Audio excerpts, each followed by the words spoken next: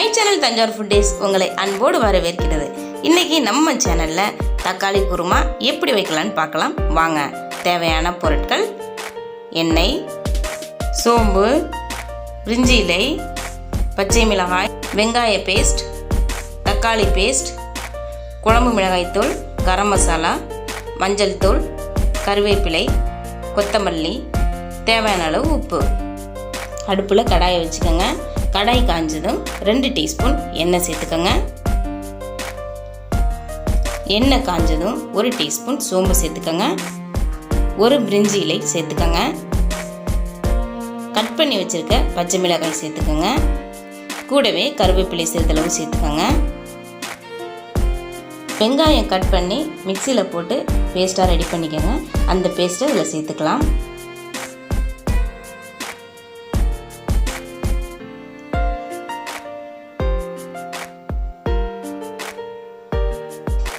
வெங்காயம் வதங்கினதும் தக்காளி பேஸ்ட்டு சேர்த்துக்கோங்க.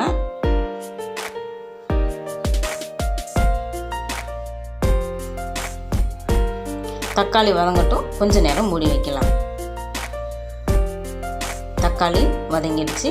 இந்த நேரத்தில் நாம் இந்த குருமாவுக்கு தேவையான மசாலா சேர்த்துக்கலாம். குழம்பு மிளகாய் தூள் 1 டீஸ்பூன், மஞ்சள் தூள் தேவையான அளவு சேர்த்துக்கோங்க. கூடவே கரம் மசாலா 1/2 டீஸ்பூன் சேர்த்துக்கோங்க. மசாலா பச்சை வாசனை போகட்டும், கொஞ்ச நேரம் வதக்கிட்டு மூடி வைக்கலாம்.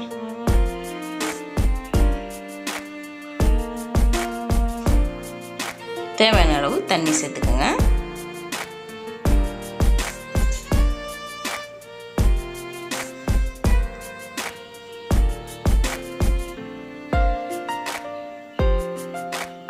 தக்காளி குருமாவுக்கு தேவையான உப்பு சேர்த்துக்கோங்க.